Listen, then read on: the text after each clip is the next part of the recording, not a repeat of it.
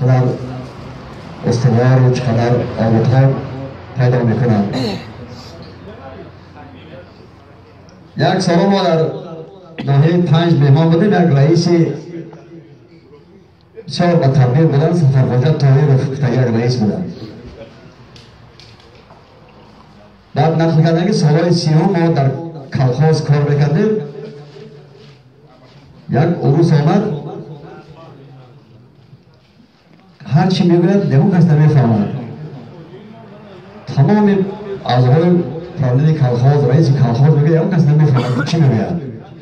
بعد اگر بابی فلانی و آدمان اون طرفای ترمیز کجا رفته بود است، همه رفته بیان شاید همون فهمد. بعد تو میگه که نمروزی میشود. و میگه بابی هم یک روز آمده است از ولایت و چی میگفته باشد که میگه با اینم گوش میکند میگه رئیس همین روز کم بوده بود. میگه سحری میگه شما خطا کردید. میگه شما باید سحری بیاوردید. عروسی که اولش نفهمی بعدش نمیفهمی. همین که ما از زبانی سفرخواجه طاهر شده. شما خوشبختی که همین عروسی اولش میشنوید، میفهمید دیگه تا آخرش میفهمید. برای اگر در یک محفل من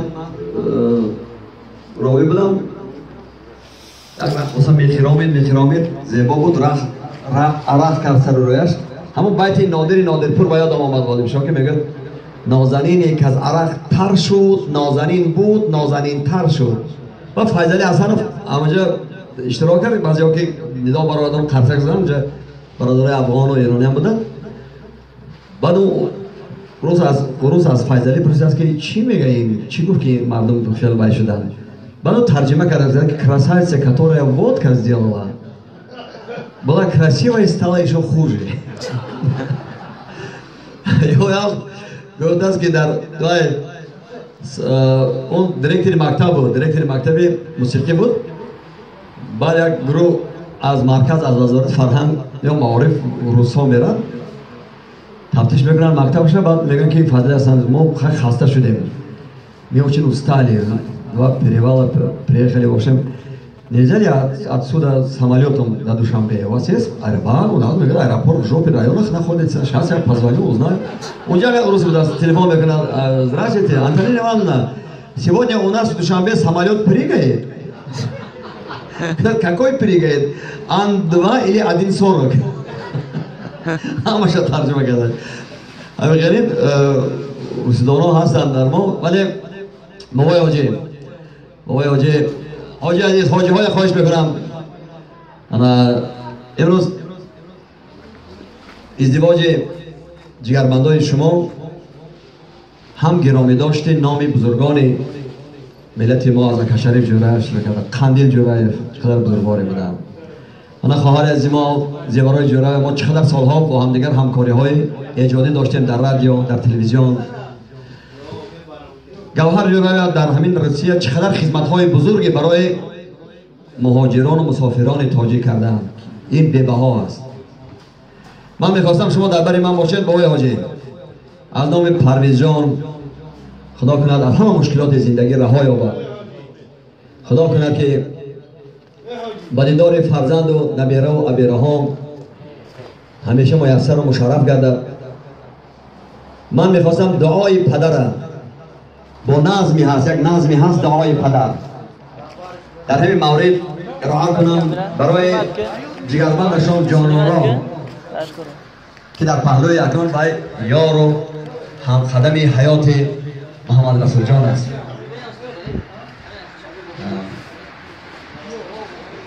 این صدای قلب شما، صدای قلب پدر جانورا است. دعای پدر و جگرمندش که به خانه بختش میرود. دخترم، مهرم، امیدم، گوهرم، کاسه آب ز حوض کوثرم، آبروی خانم، بال و پرم، میروی خوشبال امروز از برم. جان من آباد بادا خانه، تکیه بر داماد بادا شانه. پشت بختت می روی جان پدر، می کنی آباد درگاه دیگر. دیگری را میشوی نور بصر. خوش قدم باشی ایا جان و جگر، روزگارت تا ابد فرخنده باد، آفتاب قسمتت رخشنده باد. وقتی نیکت هست از چشمت عیان، عشق‌هات از پاکیت باشد نشان. بشکنم در توی تو من آرمان، بعد از این نزدم بیای مهمان. گوهر یک دانم جان و دلم، گشته روشن از نگاهت منزلم. تاج بر سر می روی ای تاج سر، پای انداز تو خورشید سحر. شکر آن داریم ای نور بصر، شد طفیلت بیش ما را یک پسر. گل عروسیت مبارک دخترم، غمگسار و مهربان چون مادرم. میدهم این دم تو را از جان دعا، تا ابد بادا نگهبانت خدا. خانه‌ات بادا پر از پیوندها، اختر بخت تو رخشد در سما. مرغک نوبال من راحت سفید، چشمه اقبال من راحت سفید. راحتان سفید باد. محمد رسول جان جان را بانو که امروز آرمان شکستن والدان این سعادت برای ما نصیب کرد که در این محفل با هم بیاییم دیدار ببینیم و آرزو داریم در آینده باز هم شاهد خرسندی ها و شادی ها و خوشبختی های شما گردیم.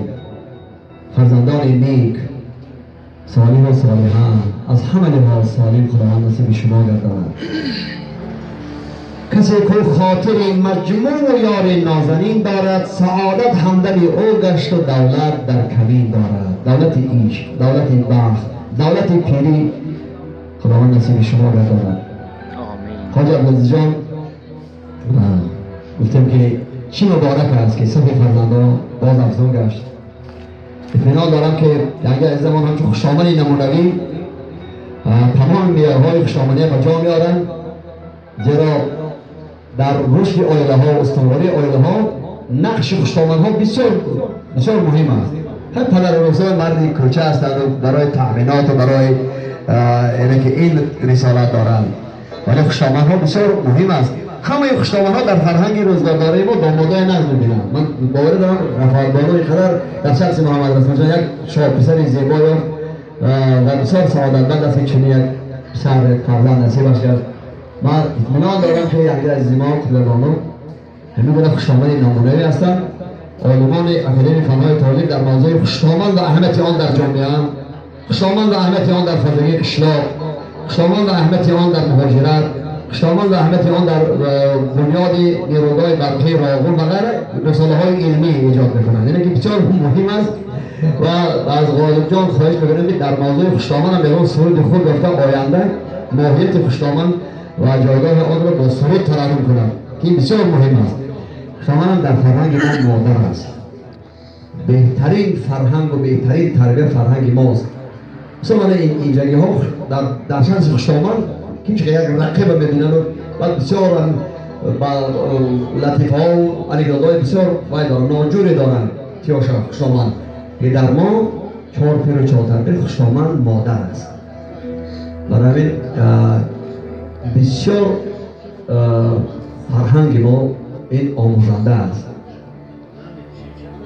همین معرفت ما واقعا جهانساز و بشرساز است. هزاران تشکر و دوام میکنیم. باز با دعای مولانا ما کی هستیم؟ این بزرگواران همه گپ را گفتن، معلم بشر هم.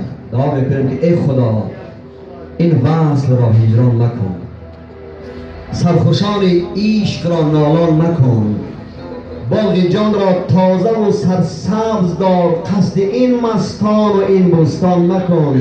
چون خزان بر شاخ و برگ دل مزن، خلق را مسکین و سرگردان مکن. بر درخت کاشیان مرغ توست، شاخ مشکن مرغ را پران مکن. جمع و شمع خویش را بر هم مزن، قصد این پروانه حیران مکن. دشمنان را کرور کن شادان مکن. گرچه دزدان خصم روز روشنند، آنچه میخواهد دل ایشان مکن. کعبه اقبال این حلقه است و بس، کعبه امید را ویران مکن. با تو تا یک دم زدن تاوان بود، مهلت عشاق را